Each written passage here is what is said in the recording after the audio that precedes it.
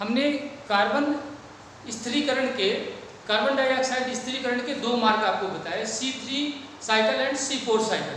आपको ध्यान रखना है इन दोनों में अंतर भी आपको एक अपने कॉपी में लिखना है। एक महत्वपूर्ण क्वेश्चन है difference between C3 and C4 cycle.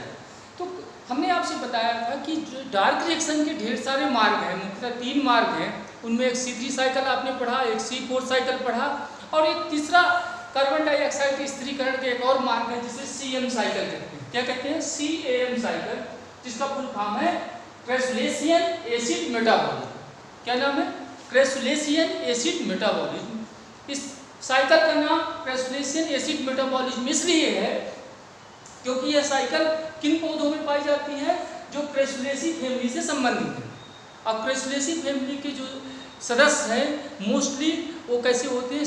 मांसर होते हैं, गूदेदार होते हैं और सामान्यतः जो है सेमी एरिड जोन में पाए जाते हैं। क्लियर ना? तो ये क्रेसुलेसी फैमिली के सदस्य एक आप जानते हैं जिसे ब्रायोफिलम कहते हैं, पतंग चटा जिसे आप जानते हो, और दूसरा है सीडियम। इसके अलावा और अन्य पौधे हैं इस फैमिली से संबंधित जिसमें CM साइकिल पाई जाती है। क्लियर ना? अब जो कि क्रेसुलेसी फैमिली के सदस्यों में पाई जाती है इसलिए इसका नाम है क्रेसुलेशियन। और एसिड मेटाबॉलिज्म इसलिए कहते हैं क्योंकि इसमें एसिड का या ऑर्गेनिक एसिड का निर्माण होता है। ठीक है? और ऑर्गेनिक एसिड का एक समय निर्माण होता है और दूसरे समय ऑर्गेनिक एसिड का मेटाबॉलिज्म होता है, अर्थात ऑर्गेनिक एसिड टूटता है। तो अपन देखें ACM साइकिल के संक्षिप्त रूप को। तो देखें क्या होता है इसमें, याद रखें ये जो CM साइकिल है जिन विशिष्ट फैमिली में पाई जाती है उनमें एक और स्पेसिफिक विशेषता है। क्या स्पेसिफिक विशेषता है? कि इन पौधों में रात में स्टोमेटा ओपन होते हैं और दिन में स्टोमेटा क्लोज होते हैं, अर्थात यह अपवाद स्वरूप होता है। सामान्यतः आप देखते हैं कि दिन में स्टोमेटा ओपन होते हैं और रात में बंद होते हैं। लेकिन इस CM साइकिल से संबंधित जो पौधे हैं उसे CM प्लांट कहते हैं। और CM प्लांट में क्या विशिष्ट बात देखने को मिलती है कि रात में स्टोमेटा क्या होते हैं? खुले होते हैं और दिन में बंद होते हैं। तो देखिए क्यों होता है ऐसा। नाइट में चूंकि ऑर्गेनिक एसिड का संग्रह होता है, ऑर्गेनिक एसिड का निर्माण होता है, और कौन से ऑर्गेनिक एसिड का? Malic acid. तो चूंकि नाइट में ऑर्गेनिक एसिड का संग्रह या निर्माण होता है, इस घटना को कहते हैं एसिडिफिकेशन, एसिड का बनना। ठीक है? तो कौन सा एसिड बना नाइट में? Malic acid. क्लियर ना? और चूंकि मैलिक एसिड रात में बना तो गार्ड सेल की सांद्रता अधिक हो गई थी और अंतःपरासरण हुआ, गार्ड सेल टर्जिट हुई और स्टोमेटा खुल गए। इसके विपरीत दिन में जो रात में बना हुआ है मैलिक एसिड उसका वो टूट जाता है पायरुविक एसिड में। तो मैं बता दूं तुम्हें ऑर्गेनिक एसिड की मात्रा कम हो गई जिसे अपन कहेंगे डीएसिडिफिकेशन। यहाँ एसिड का बनना एसिडिफिकेशन और एसिड का नष्ट होना डीएसिडिफिकेशन। क्लियर ना? तो जब डीएसिडिफिकेशन होगा तो गार्ड सेल की सांद्रता कम हो जाएगी और बाह्य परासरण होगा, और बाह्य परासरण हो जाएगा, गार्ड सेल फ्लैसिड हो जाएंगे, स्टोमेटा क्लोज हो जाएंगे। क्लियर ना? अब इस विशिष्ट प्रकार का स्टोमेटा, कैसा विशिष्ट प्रकार का? जिसमें रात में क्या होता है? ओपन होता है स्टोमेटा और दिन में क्लोज होता है। ऐसे विशिष्ट प्रकार के स्टोमेटा को क्या कहते हैं? स्पोटो एक्टिव स्टोमेटा। तो CM प्लांट में कैसे स्टोमेटा पाए जाते हैं? याद रखेंगे स्पोटो एक्टिव। ठीक है? और जो नॉर्मल स्टोमेटा होते हैं जो दिन में खुले होते हैं और रात में बंद होते हैं उसको कहते हैं फोटो एक्टिव स्टोमेटा। कौन सा? Photo active stomata. क्लियर ना? अब आप शार्ट में देखें, शार्ट एंड स्वीट देखें कि ये साइकिल कैसा है। ठीक है? अब देखें नाइट गार्ड सेल की बात कर रहा हूं, बार बार रिपीट कर रहा हूं। क्या? नाइट में जो गार्ड सेल में कार्बोहाइड्रेट है, कार्बोहाइड्रेट के रूप में ग्लूकोज मान लीजिए। क्लियर ना? ग्लूकोज कार्बोहाइड्रेट के रूप में स्टार्च होगा, कार्बोहाइड्रेट के रूप में ग्लूकोज भी होगा। तो ग्लूकोज जो है कार्बोहाइड्रेट का एक मोनोसेकेराइड है। ठीक है? ये ग्लूकोज कन्वर्ट होता है फास्फोइनॉल पायरुविक एसिड में। किसमें? Phosphoenol pyruvic acid. Glucose phosphoenol pyruvic acid में किस मेथड के द्वारा कन्वर्ट होता है? ग्लाइकोलिसिस। बता चुका हूं तुम्हें। फास्फोइनॉल पायरुविक एसिड जिसमें कार्बन परमाणुओं की संख्या होती है 3 और ग्लूकोज में कार्बन परमाणुओं की संख्या होती है 6।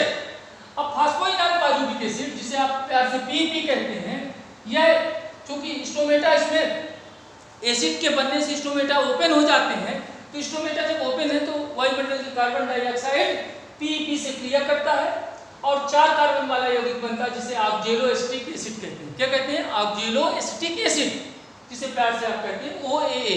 3 कार्बन इसमें थे और 1 कार्बन मिल गया उसको कार्बन डाइऑक्साइड के साथ, तो 4 कार्बन वाला यौगिक बना जिसे कहते हैं ऑक्जेलोएसिटिक एसिड। अब ऑक्जेलोएसिटिक एसिड को ध्यान से समझें, जिसमें कार्बन परमाणु की संख्या कितनी है? 4। यह ऑक्जेलोएसिटिक एसिड NADPH2 से हाइड्रोजन को लेकर किसे बदल जाता है? Malic acid. ठीक है, ऑक्जेलोएसिटिक एसिड को NADPH2 ने अपना हाइड्रोजन दिया तो oxaloacetic change into malic acid. अब मैलिक एसिड ध्यान से समझना, मैलिक एसिड कहीं नहीं गया, गार्ड सेल में ही है। अब देखना ध्यान से, जैसे ही मैलिक एसिड बना, जैसे ही रात में मैलिक एसिड बना, गार्ड सेल की सांद्रता अधिक हो जाएगी, अंतःपरासरण होगा और गार्ड सेल टर्जिट हो जाएगी और स्टोमेटा ओपन हो जाएगा। ठीक है, तो इसी मैलिक एसिड के बनने को अपन कहते हैं एसिडिफिकेशन। क्या कहेंगे? एसिडिफिकेशन। ठीक है, अब देखना, मैलिक एसिड जिसमें कार्बन परमाणुओं की संख्या 4 है, मैलिक एसिड में कार्बन परमाणुओं की संख्या 4 है और 1 कार्बन निकल गया कार्बन डाइऑक्साइड के रूप में, तो निश्चित है जो यौगिक बनेगा वो 3 कार्बन वाला होगा जिसका नाम है पायरुविक एसिड। क्लियर ना?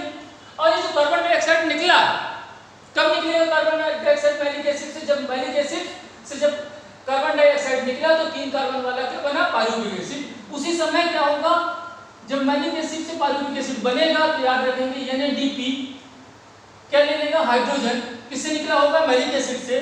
और हाइड्रोजन को लेने के बाद किसे बदल गया? NADPH2 में। किसे बना? NADPH2 में। क्लियर ना? अब क्या होगा, कुल मिलाकर अपन बात करें कि मैलिक एसिड से जब पायरुविक एसिड बना तो NADPH2 बना और कार्बन डाइऑक्साइड निकली। अब कार्बन डाइऑक्साइड जो निकली उससे C3 साइकिल चलेगा और C3 साइकिल में आप जानते हो क्या बनता है? ग्लूकोज। क्या बना? ग्लूकोज या कार्बोहाइड्रेट। तो कार्बोहाइड्रेट बना इससे।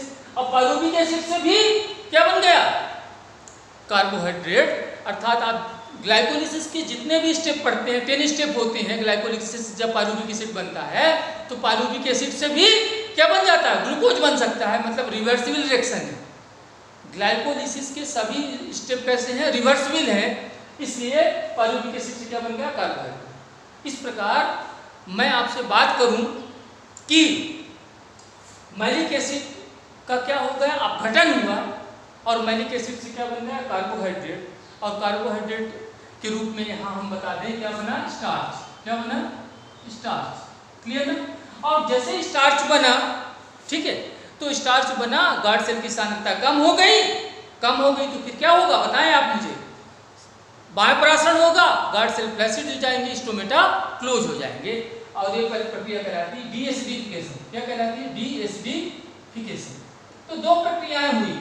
एसिडिफिकेशन कब होगा? नाइट में मैलिक एसिड का बनना और मैलिक एसिड का टूटना कहलाएगा डीएसिडिफिकेशन। मैलिक एसिड का बनना गार्ड सेल की सांद्रता को बढ़ाएगा, स्टोमेटा को ओपन करेगा। क्लियर ना? तो आप CM साइकिल के विषय में आप निश्चित है, आशा करता हूं कि नोट्स तुम्हें दिखाना है।